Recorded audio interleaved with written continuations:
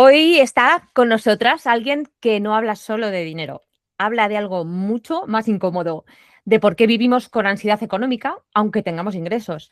Es profesora, economista, inversora y lleva años enseñando algo que nadie nos explicó, cómo tener una relación sana con el dinero. Ha publicado un libro, Tu salud financiera, donde plantea que el problema no es solo cuánto gastas, sino cómo piensas, cómo decides y cómo actúas con tu dinero. Y además ha creado su propia escuela de salud financiera, donde enseña a las personas a tomar el control de su economía y dejar de vivir con miedo. Esmeralda Gómez, bienvenida al podcast de Mujer 40. Muchas gracias por haberme invitado, es un placer. Bueno, vamos a hablar de dinero. Es un tema que todavía a día de hoy sigue siendo tabú, a pesar de que nos hemos soltado bastante. Tú hablas de salud financiera. ¿Crees que estamos más enfermos de lo que creemos? Pues sí, pero más que en el plano económico, diría que en el plano mental.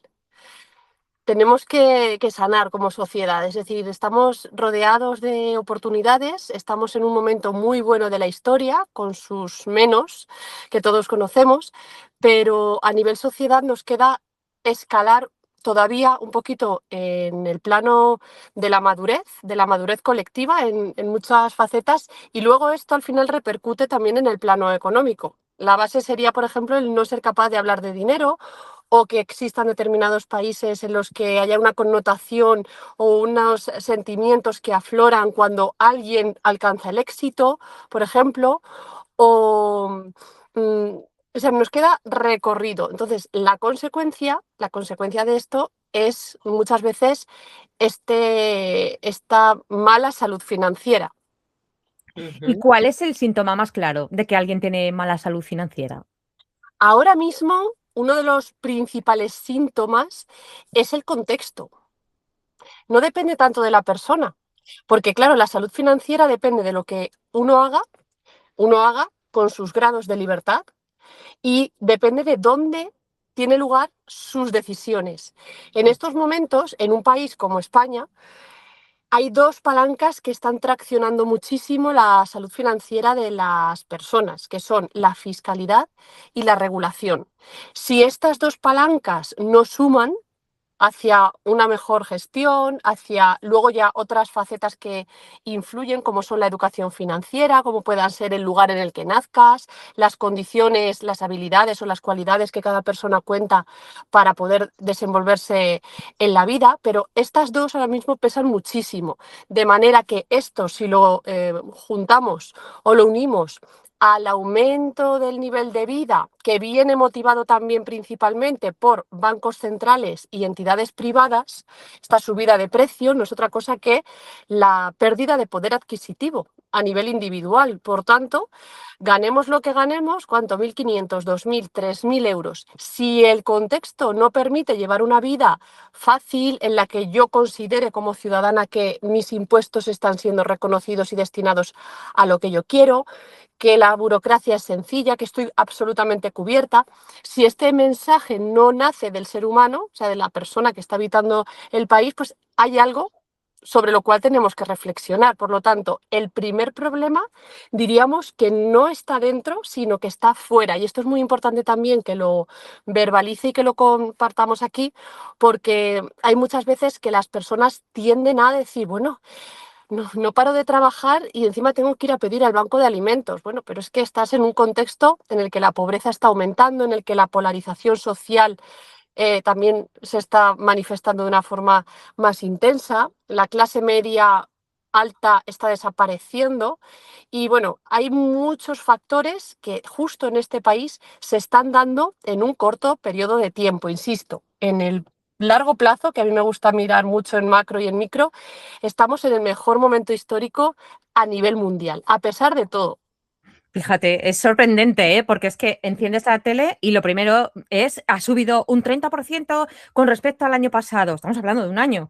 Ha subido y claro, sale la típica señora en el supermercado comprando unos tomates, 1 euro más caro el kilo que el año pasado. Entonces, ¿qué nos quieren transmitir con esos mensajes todos los días en la televisión de que todo está subiendo, de que nos tenemos que apretar el cinturón? Es más de lo que nos quieren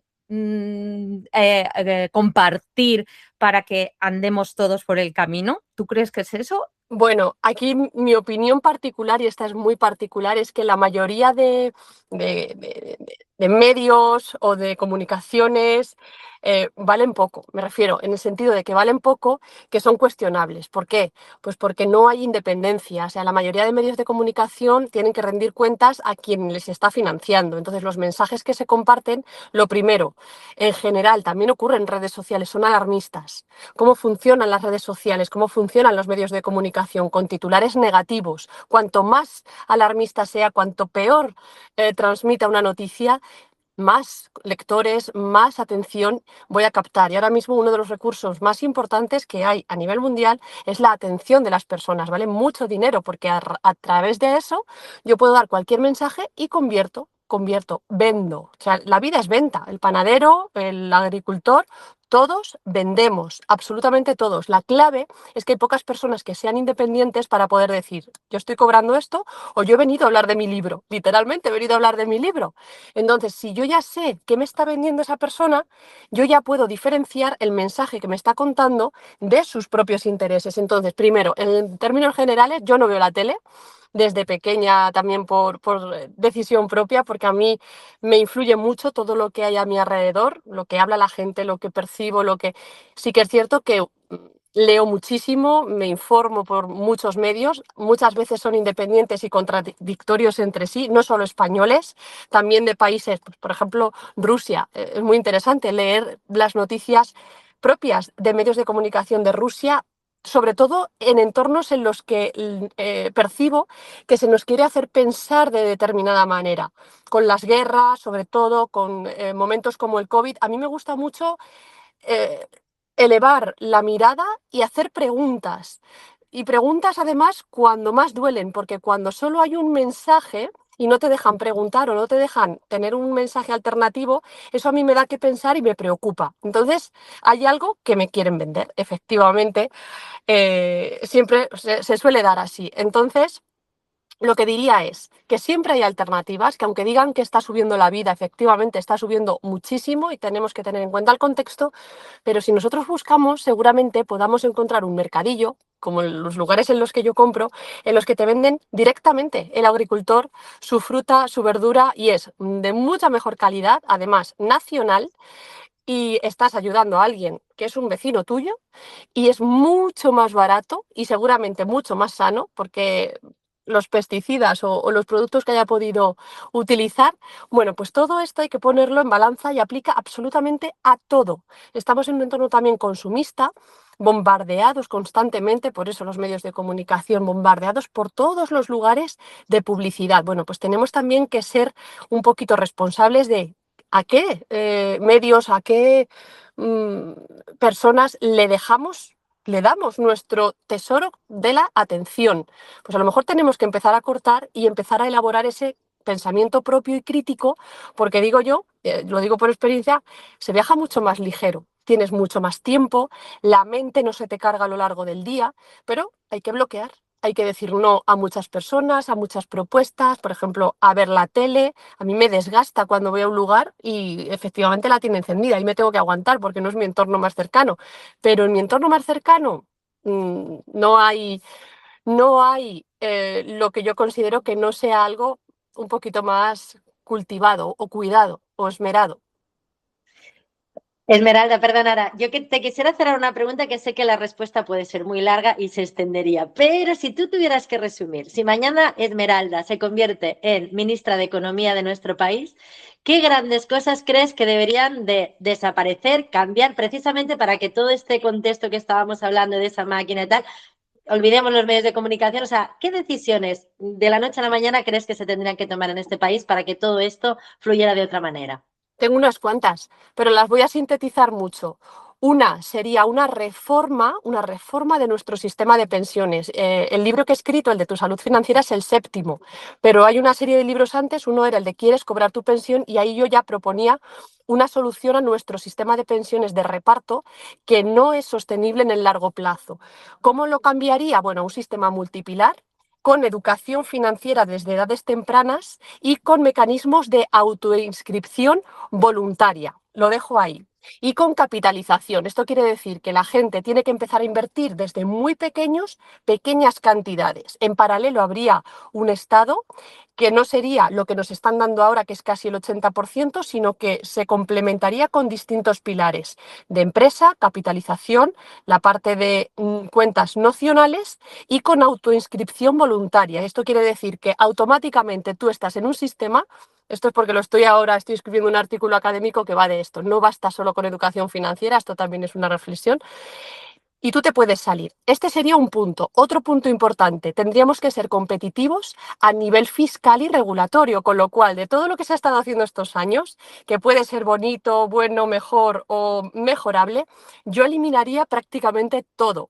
Considero que se está haciendo un mal a muchos sectores, muchos, o sea, los podría también enumerar, más que nada porque hablo con ellos y entonces me cuentan verdaderamente qué es su percepción y no está sumando. En muchos, jóvenes, inmigración, inversores, empresarios, autónomos, pequeños autónomos, el sector de la salud, jubilados.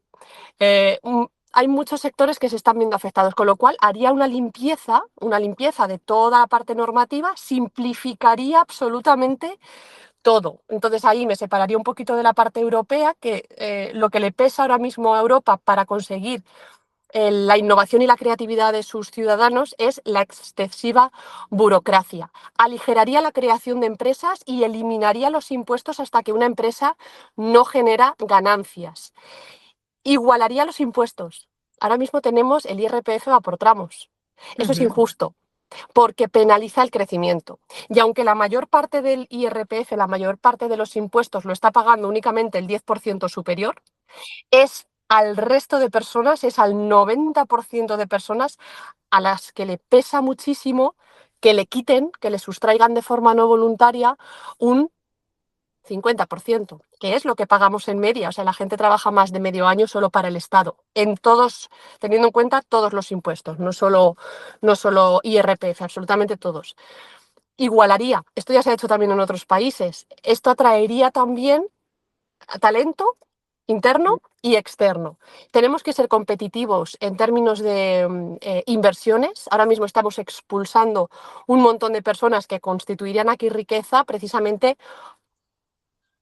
Se pasa muy mal, ¿eh? O sea, en términos fiscales conozco muchas personas que lo están pasando muy mal, negocios que han quebrado por culpa de organismos que todos conocemos, porque lo están haciendo francamente mal. Es un organismo confiscatorio, opaco, nocivo, con lo cual ahí habría que hacer limpieza profunda, la haría. Y la parte de la vivienda habría que liberalizar. Una vez más, habría que abrir hacia en vertical y en horizontal. Ahora mismo el monopolio del suelo lo tiene el Estado.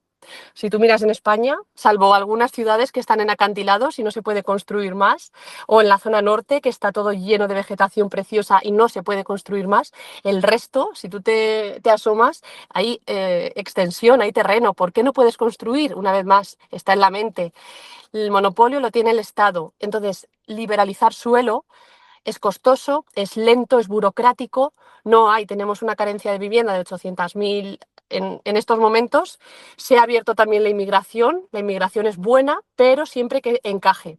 Ahora mismo acabamos de abrir a determinadas nacionalidades que no están encajando culturalmente, y esto es muy peligroso en el largo plazo, sobre todo teniendo en cuenta el índice de natalidad que tienen estos son ya temas peliagudos, pero que hay que evidenciar y hablar con naturalidad, con lo cual no se ha hecho esta idoneidad.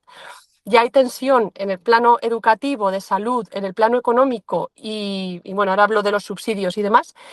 Con lo cual, si tú estás trayendo inmigración solamente, ¿para qué? Para que aumente el PIB, ha aumentado un 2,8% solamente por extensión de trabajo, no por tener un trabajo de mayor calidad y de productividad. De hecho, en España llevamos con la productividad estancada. ¿Por qué?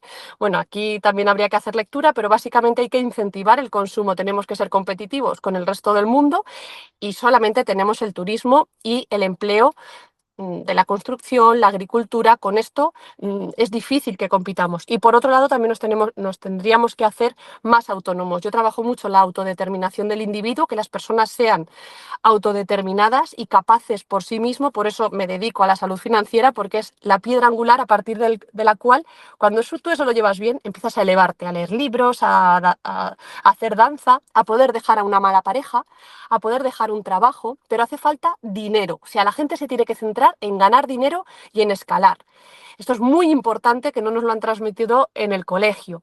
Y a partir de ahí, todo empieza a ir mucho mejor, porque puedes acceder a mejores recursos, puedes, como digo, tener mayores grados de libertad. Entonces, más o menos he tocado vivienda, cultura, pensiones, economía, la parte de los impuestos y simplificar la parte regulatoria. Estos estarían en mi top 5. Luego tengo otra lista un poquito más extensa de ir puliendo, porque al final esto va de pulir mucho. El otro día compartía también una iniciativa legislativa popular de un chico que la ha presentado en el Congreso contra la corrupción y en pos de la transparencia de los que nos gobiernan, porque ahora mismo también es muy triste los gobernantes que tenemos en términos generales, porque tengo buenos amigos también en la política, porque son personas carentes de valores en muchos aspectos, y eso es la imagen que estamos dando también al exterior, y eso está manchando la imagen de nuestro país en muchos sentidos. Con lo cual tenemos que retomar un poquito las riendas, pero estoy hablando de los ciudadanos, y minimizar el tamaño del Estado de forma natural, porque se le ha quedado grande la gestión de este país tan bonito. Totalmente, totalmente de acuerdo con lo que estás comentando, independientemente de los colores que estén en el gobierno. Con independencia, es bellísimo que haya variedad de opinión, Totalmente. bellísimo. Totalmente, pero yo me quiero ir a la raíz, que yo, desde mi ignorancia en economía, pero creo que la raíz está en meter en el colegio esa salud financiera, esa asignatura de educación financiera desde primaria incluso, o sea, desde los 10, 11 años, con sus pequeños ahorros, con su hucha. Esto nunca se nos ha enseñado. Se nos enseñan matemáticas para que no nos engañen en la tienda, pero no se nos enseña ni a guardar el dinero para invertir. Yo a mi hijo le decía cuando era pequeño, digo, mira, yo te puedo dar 20 euros. Pues esos 20 euros los puedes transformar en 30. ¿Y cómo los transformas en 30? Pero yo eso se lo decía en mi casa. Le digo, pues mira, coges 10 y compras hilos y abalorios, haces un montón de pulseras y el día de las fiestas del pueblo las vendes a 3 euros cada pulsera. ¿Cuánto has ganado? Pues ahí tienes parte invertida que te ha dado más dinero del que tenías al principio. Eso es lo más sencillo que le puedes enseñar y explicar a un niño, y lo entienden perfectamente, porque a los niños les encanta el mercadeo y les encanta esas cosas y salir a la calle. Yo vivo en un pueblo y aquí cuando hay fiestas ponen una mesita y empiezan a vender que limonada, que las pulseritas, que tal. Pero esto con un poquito de estrategia a un niño ya se le puede enseñar. Y no lo tenemos en los colegios, no lo hemos tenido en nuestra época y ya tenemos unos cuantos años. Y ahora vemos que tampoco está. ¿Por qué no está? ¿No conviene que seamos libres financieramente? Ahí está la pregunta. No. En términos generales no conviene. Eso ya también lo digo abiertamente, y de ahí mi lucha también, porque para mí la libertad individual es uno de los valores más lindos de la humanidad. Pero bueno, yo lo estoy intentando. He ido 2 veces ya al Congreso de los Diputados con la iniciativa legislativa popular. En las 2 me la han rechazado. Ya tengo redactada la tercera, porque a raíz de esta otra iniciativa el chico me ayudó otra vez en la redacción. Iría, después habría que recabar 500.000 firmas y después tendría que volver al Congreso para ver si sale adelante o no sale adelante. O sea, es una serie de pasos además bastante costosos. Con independencia de eso, como no se puede pensar ni delegar, y yo soy más de actuar en la medida de nuestras posibilidades, te tengo que contar que ya estamos cambiando las cosas, que el término de salud financiera lo introduje yo en el libro de Tu salud financiera. Antes ya hablaba de eso, estoy hablando de casi 10 años, y conseguí que entidades ahora muy grandes y de renombre lo llevaran a la parte, y ahora ya el término salud financiera ya está en la sociedad, cada vez más. Lo he desarrollado en términos académicos, cada vez más instituciones se están volcando. O sea, esto es un mensaje que como el Bitcoin. Esto es algo que vamos traccionando entre todos y que cuanto más responsables nos vamos haciendo, más poder vamos teniendo de arrastre, porque obligamos a las entidades, a las empresas que nos quieren vender sus productos a ser socialmente responsables, que muchas veces es simplemente una capa de imagen hacia la galería, pero a mí me vale, porque con parecerlo ya estás dando un mensaje a los jóvenes, al resto del mundo, aunque luego en el fondo lo que tú quieras es tener mayores ganancias y mayor margen. Me vale porque ya estás cambiando tu forma de pensar y tu forma de transmitir muchas cosas, que antes, pues eso, hay mucho engaño cuando hay desconocimiento financiero, muchísimas entidades de todos los tipos se aprovechan de ese desconocimiento. Entonces, la base es esta educación que puede venir del colegio, sí, que llegará, estoy convencida. No sé si lo voy a conseguir yo o finalmente será a través de un partido, como sea, me da igual, sé que va a llegar. Pero es que en redes está, en los medios de comunicación está, en la televisión ya, cuando te hacen entrevistas y se habla de dinero o que se hable de conceptos cada vez más elevados, esto va haciendo sofisticada la sociedad, de manera que cuanto más educación financiera hay, mayores productos, me refiero, más sofisticados, o sea que el mensaje cada vez se va haciendo, como decía al principio, más maduro. El hecho de hablar en casa, lo que comentabas con tu hijo, o con tu hijo, era hija, Sí, correcto. es tremendamente potente porque es como piensan los empresarios, como piensan los autónomos y así tú te puedes reprogramar. Yo lo he comprobado también con chavales jóvenes que con 10 años son pequeños inversores y tienen ya una cartera diversificada. En lugar de tenerlo solo en el cerdito ya, los que empiezan conmigo a través de talleres o a través del cole o lo que sea, empiezan a tener ya sus, bueno, distintas cosas dentro de su cartera y te hacen preguntas con su óptica y ya son capaces de interpretar el estado, pero además hablando en términos de porcentaje de reparto, aunque llevemos sin presupuestos desde el 2022, otra crítica también no debería permitirse, pero bueno, estamos ahora mismo en este entorno. Todo esto con 10, 11, 12, 13 años es el momento perfecto porque reconfiguras la mente de una manera diferente a como nos han enseñado a nosotros. Totalmente. ¿Y qué pequeña decisión es la que cambia todo a largo plazo? Pensar en escalar sistemas. Si O nos lo sea, puedes explicar un poquito a los que no entendemos sí, bien. sí, pensar siempre en guardar un poco. Siempre pensar en guardar. Si nosotros tenemos este hábito en 50 años hace que llegues a la jubilación de una manera completamente diferente. Porque te obliga a muchas cosas ya. Si yo te obligo a guardar, primero, ya tienes que estar configurándote la vida con el 90% de lo que estás ganando, que prácticamente es lo mismo. O sea, que la dificultad para la inmensa mayoría de personas que nos están escuchando y que sé cómo son sus cuentas, porque trabajo con ellas también de mentora o de educadora financiera, es difícil. Con el 100% de tu ingreso, pues es igual de difícil con el 90%, pero la diferencia es que con ese 10% tú ya tienes que pensar qué hacer. Bueno, pues primero lo guardarás durante un tiempo, luego ya empezarás a invertir, te harás preguntas de dónde invertir, entonces ya empieza una dinámica que es diferente a gastarlo todo e ir aumentando tus ingresos a medida que va aumentando la vida o lo que sea, pero gastándolo todo, porque así dependes 100% de terceros, que puede ser una empresa, puede ser el Estado, puede ser tu familia, pero ya eres completamente dependiente, ya no puedes tomar tus propias decisiones. Y de la otra manera vas construyendo una vida. Esto es como el ejemplo del marshmallow que le hacían a los niños. Esto es un experimento que le hacían, le ponían un caramelito y le decían a los niños, si lo dejas y no te lo comes, cuando vuelva te doy dos. Lo interesante es que había un porcentaje de niños que se lo comían. En cuanto se iba el de la entrevista, el de la prueba, se lo comían, porque claro, una chuche para un niño era goloso. Pero había otros que empezaban así, que empezaban a tocarse así, a resistirse. Pero claro, los niños lo exteriorizaban todo y no se lo comían. Bueno, pues hicieron un seguimiento durante varias décadas a los dos colectivos. Los que aguantaban, que es lo que subyace de lo que acabo de comentar, los que aguantaban tenían mejor calidad de vida, mejor, todo era mejor. Mejores ratios en todo, mayores salarios, habían invertido porque podían esperar.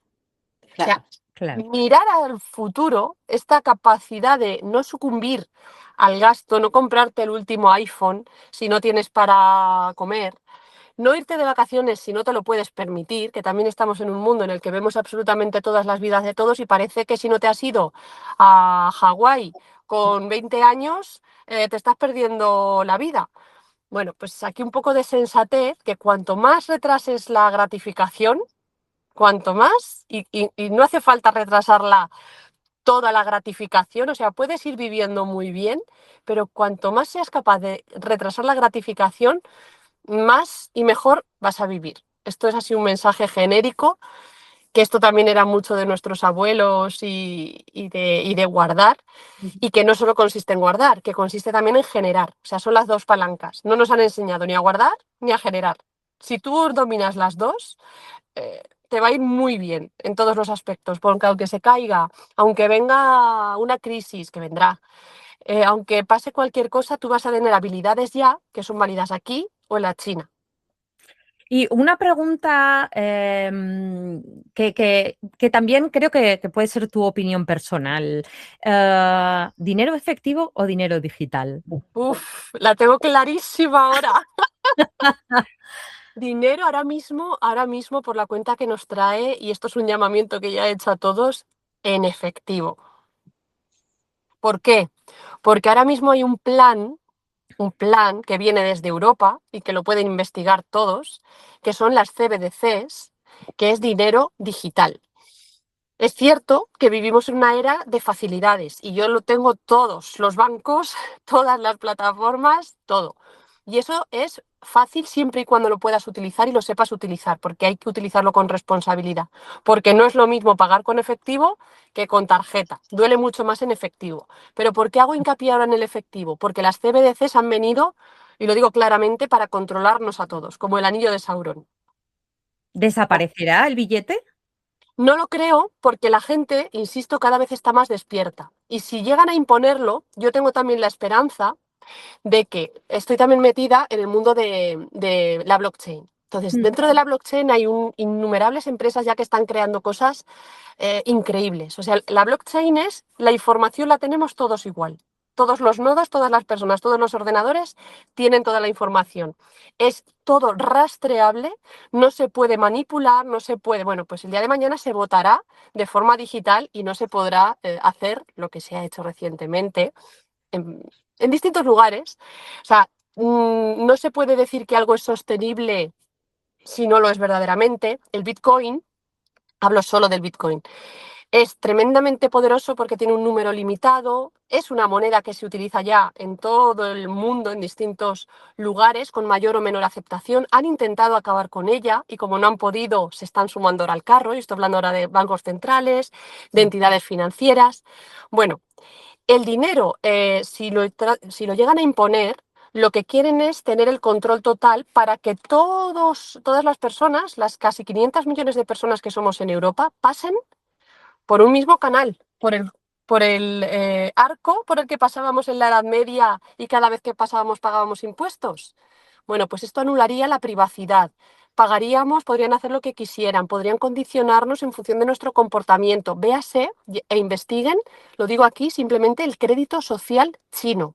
Esto es a lo Black Mirror, pero en China se está condicionando en función de cómo se comporten sus ciudadanos, y si tienen el comportamiento que dice el régimen, todo va bien, pero si no, eres penalizado en todos los sentidos, en todos, quiero decir, en los más extremos, y que sepamos que aquí nos llega solo la información que ellos quieren que llegue.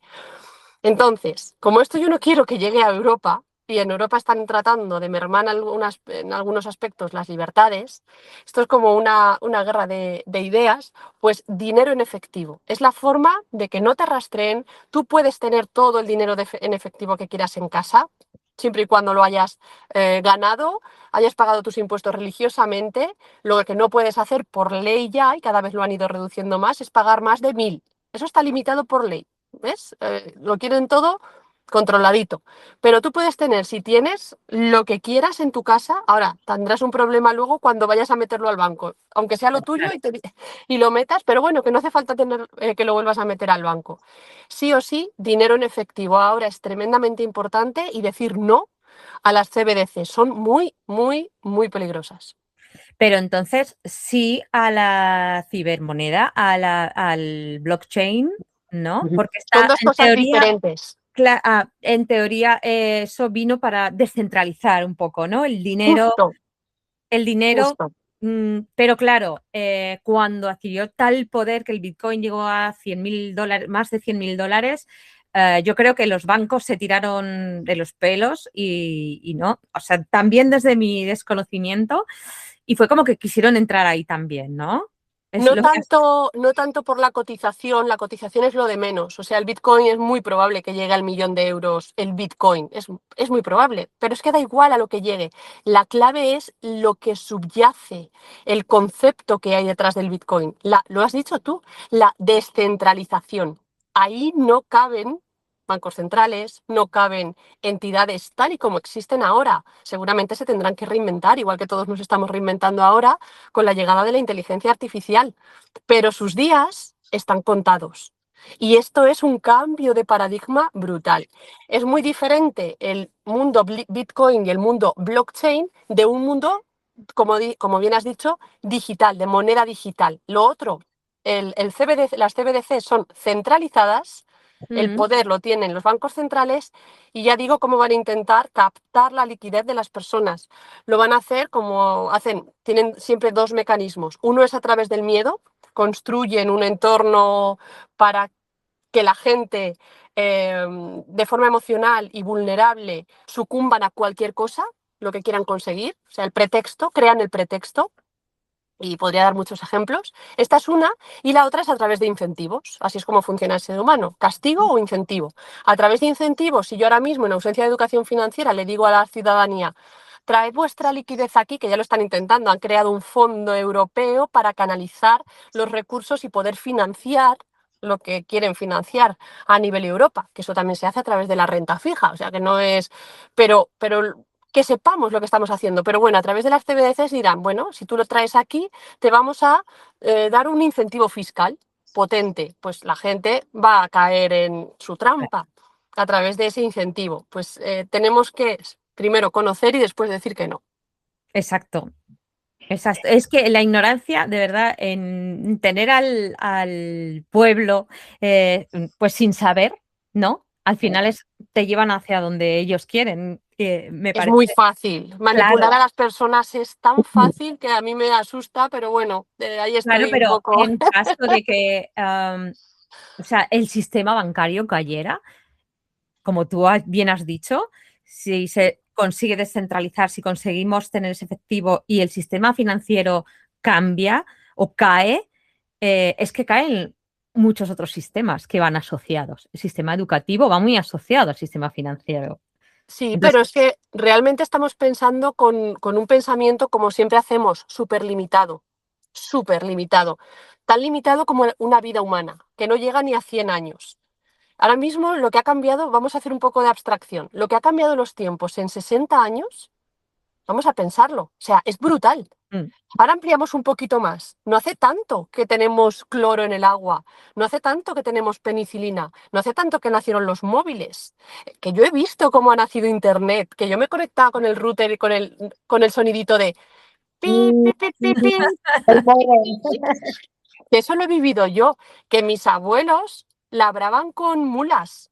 Claro. Que no había electricidad en las casas hace nada. O sea, lo que vamos a ver ahora, lo que a mí me encanta, porque me encanta la innovación, el cambio, el dinamismo, y sé que asusta. Y a veces me toca a mí también.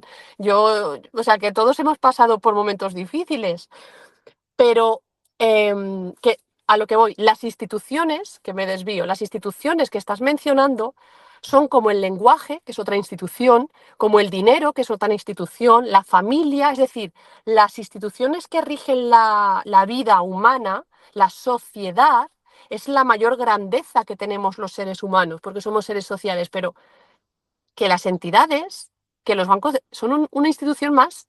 Lo que pasa es que ahora tienen el monopolio de algo que a lo mejor ese algo que ya ha empezado, la descentralización ya ha comenzado. Simplemente, pues tendrán que velar por su supervivencia y lo están haciendo, están jugando sus cartas. Ya lo veremos, lo iremos viendo, pero somos 8.000 millones y cada vez más, y cada vez vivimos mejor. Los países emergentes pasan a ser países desarrollados, los países desarrollados hay veces que involucionan un poco, también te digo, pero bueno, la tendencia, como he dicho al principio, es muy positiva. Si no hay una catástrofe, si no viene un meteorito que se lleve por delante esto, tenemos un potencial, pero tremendo. La física cuántica, la parte de la inteligencia artificial, son ahora mismo dos focos de innovación pura que van a transformar absolutamente todo. Y es posible que nuestra relación con el propio dinero, que nuestra relación con el trabajo, incluso la duración de nuestras vidas, hablo en términos, ahora mismo tenemos también la mayor esperanza de vida, que se lo digan a nuestros antepasados, que íbamos a vivir 86 años. En España tenemos la mayor esperanza de vida, con lo cual es que tenemos que luchar por esta cultura y por este país, más allá de todo lo que estoy comentando. O sea, es que hay que luchar, no podemos sucumbir. Bueno, sí, la alternativa es ceder e irse, como están haciendo muchos, porque también los entiendo, o sea, entiendo a todas las partes. Pero es que a lo mejor hay una población de las personas que no tienen necesidad de trabajar y perciben una renta como la que ya están percibiendo, o sea, haciendo una reflexión un poquito más humanista. Es posible que solamente haya un porcentaje que requiera trabajar, dado el automatismo que vamos a tener, no sé, o sea, no tengo ni idea de por dónde va a ir. Sí que es cierto que me gusta pensar mucho en esto, pero es pretencioso creer que podemos proyectar, o sea, no sabemos, no tenemos ni idea de cómo va a ser el futuro más cercano. Y lo vamos a ver, porque es que Sí. es lo que decías, es que hace 4 días estábamos dándole al play en un radiocassette. Y nuestra Dándole y rebobinando así con el... totalmente Esto nuestra... los más jóvenes, no sé cómo es Sí, sí. vuestra audiencia, un saludo a toda la audiencia que vea el podcast, pero a los más jovencitos tenéis que ver el vídeo de cómo rebobinábamos las cintas para poder escucharlas una y otra vez. ¿Qué es eso de alquilar? Ahora alquilamos todo, ¿eh? ¿Qué es eso de alquilar y escuchar música ilimitada? No, eso no existía. Tú Así grababas la radio, la grababas Eso es. y rezabas para que el comentarista no hablara y no te fastidiara la grabación de la radio, de la canción. La verdad que hemos vivido unos cambios brutales. Ya, mi Esmeralda, se nos termina el tiempo y antes de terminar queríamos hacer una pregunta que siempre hacemos. Igual le parece más personal y yo sé que has dicho que no hay que proyectar al futuro, pero si tuviéramos ahora la lámpara de los deseos y saliera el genio y le preguntáramos, Esmeralda, ¿cómo te gustaría verte en 5 años? ¿Qué responderías? Uy, lo tengo muy claro también. Sí, yo no proyecto así, o sea, no me caso con la proyección, pero yo sí que tengo muy claro hacia dónde quiero ir.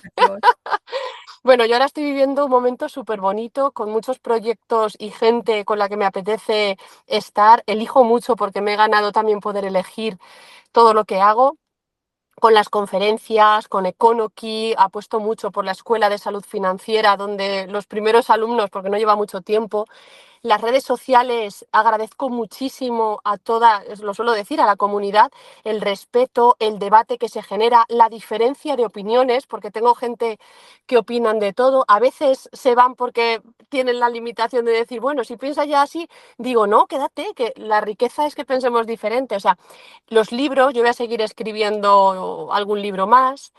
Me veo, que es más o menos como estoy ahora, viajando a nivel internacional, porque quiero internacionalizar mi marca, digamos, mi marca personal, a, de momento, países de habla hispana, América Latina, ya he hecho alguna gira.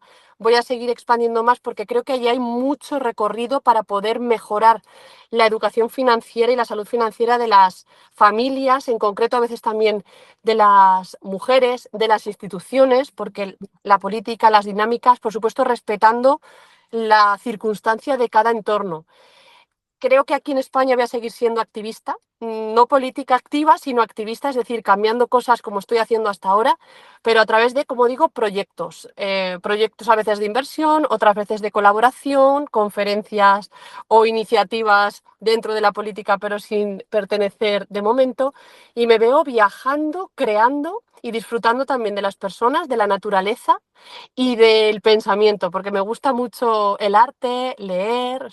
Me gusta compartir también tiempo, a pesar de que no paro, porque me encanta trabajar, pero luego, o sea, me fascina la vida. Entonces me veo más o menos en esta línea, manteniendo un equilibrio y dando el 100%, no, el 200% de mí cada día. Más o menos esa es la línea que veo. Qué Pues bueno. es que nos encanta tener mujeres tan inspiradoras como tú, Esmeralda, porque de verdad, o sea, escucharte es que dan ganas de ponerse ya, pero ya, aunque tengamos 40 o más, con el tema de la salud financiera, porque todavía nos queda hasta la jubilación un poquito y se pueden hacer muchas cosas a nivel económico y muchas cosas a nivel social también. Desde aquí te damos las gracias por lo que tú aportas desde tu conocimiento y tu experiencia, y también te damos las gracias por habernos dado ese espacio tuyo, ese tiempo, que ya sabemos que cuando sois empresarios y tenéis tantas cosas, pues sacar un ratito pues es difícil, y desde aquí te lo agradecemos mucho. Muchísimas gracias y la verdad es que muy bonita la entrevista, muy personal, muy humana y muy natural. Y eso a mí me encanta siempre. Fenomenal. Sí. Pues dejaremos en los comentarios de la descripción de este episodio donde te puede encontrar por si alguien tiene alguna pregunta o quiere apuntarse o leer algún libro tuyo o verte en redes sociales, seguirte, pues dejaremos todos tus datos allí para que puedan contactarte. Gracias. Un saludo a todas las personas que nos han visto y un abrazo fuerte a vosotras. Gracias. Gracias. Muchísimas gracias.